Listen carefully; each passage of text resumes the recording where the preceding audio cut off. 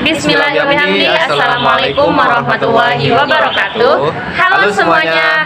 Kami dari kelompok 7 mata kuliah kewirausahaan akan mempresentasikan tentang produk kami, yaitu kue jahe kering dan kue kacang kering, yang dimana saya Minatul Maulidian sebagai CEO, dan saya Elsa Zaida sebagai CMO atau pemasaran, dan saya Solihun Asarahyan sebagai CEO atau di bidang keuangan. Yang pertama, apa sih kue jahe kering? Kue jahe merupakan salah satu kue kering tradisional. Jenis kue kering ini sangat cocok dijadikan teman minum atau bahkan disajikan pada acara-acara tertentu seperti hari lebaran, arisan, atau pertemuan keluarga. Kue ini terbuat dari bahan baku gula pasir dan jahe asli yang dijadikan tepung lalu disatukan dengan gula pasir yang dicairkan. Yang kedua, apa sih kue kacang kering itu? Kue kacang merupakan salah satu kue kering tradisional. Jenis kue kering ini sangat cocok dijadikan teman minum atau bahkan disajikan pada acara-acara tertentu seperti hari lebaran, arisan, atau pertemuan keluarga.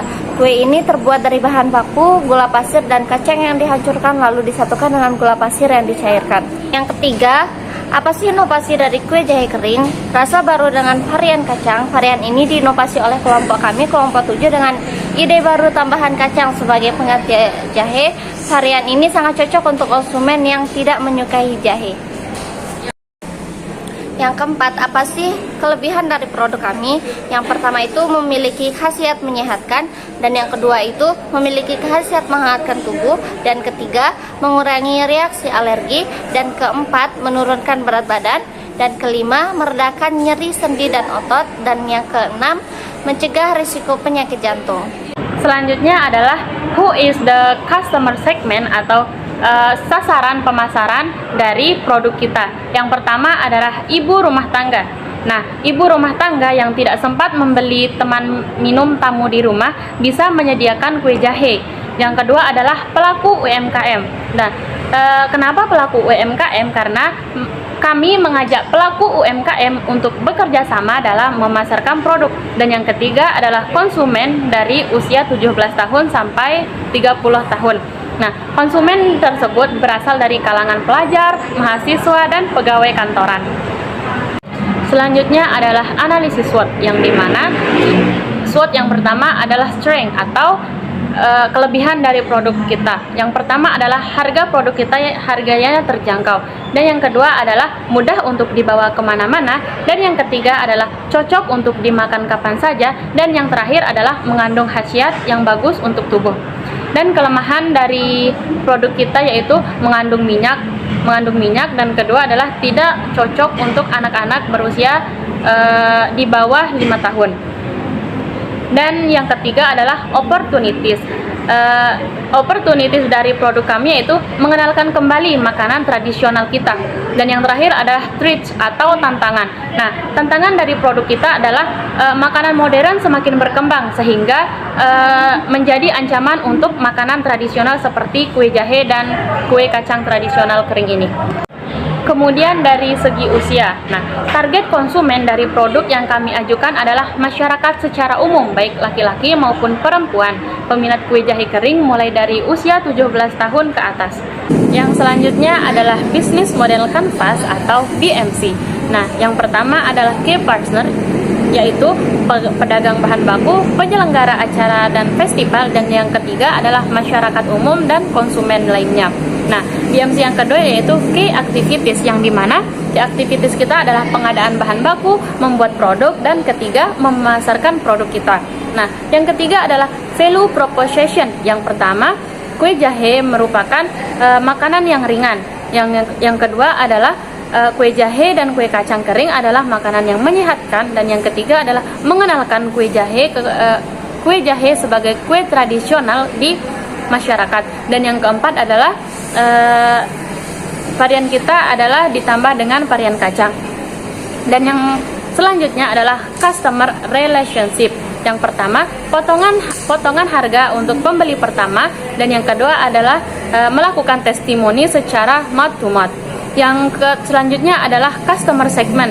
Nah, yang pertama ibu rumah tangga, yang kedua masyarakat dari usia 17 tahun ke atas, dan yang ketiga adalah pelaku UMKM, dan yang terakhir adalah reseller. Yang kemudian cost structure, yaitu pengadaan biaya bahan baku pembuatan kue jahe, pengadaan biaya kemasan kue jahe kering, dan pengadaan pemasaran dan retribusi parkir dan stand meja. Dan yang terakhir adalah key resource, yaitu lokasi yang strategis, alat penunjang yang praktis, SDM berasal dari tutor pembuatan produk dan kelompok 7, dan yang terakhir adalah tempat pembuatan yang higienis dan bersih. Yang terakhir adalah channel. Produk kita bisa dilihat melalui Instagram, sosial media. Dari mana sih income kue jahe kita? Nah, income kue jahe berasal dari 3, yaitu pertama hasil pemasaran, dan yang kedua adalah sisa pengadaan produk bahan baku, dan yang ketiga adalah kerjasama dengan UMKM dan reseller kue jahe, serta kerjasama dengan pihak acara dan festival. Selanjutnya anggaran biaya bahan baku. Yang pertama bahan habis pakai, yaitu kacang, jahe, gula, sama kelapa. Dimana yang digunakan dalam satu kali produksi itu yaitu 2 kg, kacangnya 2 kg, jahenya 1 kg, gula pasirnya 1 kg, dan kelapanya 5 buah. Selanjutnya rencana anggaran biaya bahan baku. Yang pertama kacang, hasil konversinya 100 gram, harga per gramnya Rp54 sama dengan 54.000. Jahe 250 gram, harga per gramnya Rp60.000. Terus harga total harganya 15.000. Terus gula pasir yang digunakan 700 gram, harganya Rp24, totalnya Rp17.000. Selanjutnya kelapa 100 gram, 1000 gram, harga per gramnya Rp25, harga totalnya Rp25.000. Selanjutnya rencana anggaran harga produksi dan harga pokok penjualan, yang dimana harga pokok penjualannya, harga pokok produksinya ditambah persediaan barang awal dikurangi persediaan barang akhir, totalnya itu 111.000. Dalam satu kemasan berisi 12 biji, maka 11.000 dibagi 12 biji sama dengan 9.250. Jadi harga pokok penjualan untuk satu kemasan yaitu 9.250. Selanjutnya BEP perbungkus, sama dengan harga pokok produksi tambah harga pokok penjualan dibagi jumlah produksi. RP 111.000 ditambah 9 dibagi 12 sama dengan 9.000. Selanjutnya rencana anggaran biaya atau pricing sama dengan bahan baku ditambah bahan baku dikali markup. 9.000 ditambah 9.000 kali 20% sama dengan 10.000. Kami menjualnya dengan harga 10.000. Analisis forecasting. Yang pertama anggaran penjualan. Yang pertama unit yang dijual triwulan pertama yaitu 30, triwulan kedua 30, triwulan ketiga 50, triwulan keempat 50. Jadi totalnya yaitu 160. Harga dijual per unit yaitu 10.000, jadinya 40.000.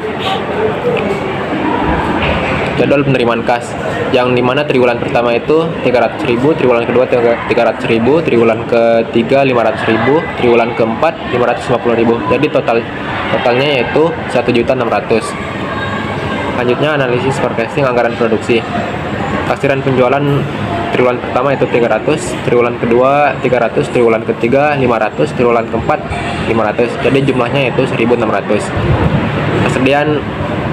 Persediaan akhir yaitu 20 di triwulan pertama, triwulan kedua 20, triwulan ketiga 40, triwulan keempat 40. Tadi jumlahnya 120. Keperluan totalnya itu 320. Triwulan pertama, untuk triwulan keduanya 320, triwulan keempatnya 540, triwulan keempatnya 540, jadi 1.720. Sekian dari kelompok kami, kurang lebihnya mohon dimaafkan. Wassalamualaikum warahmatullahi wabarakatuh. Bye-bye.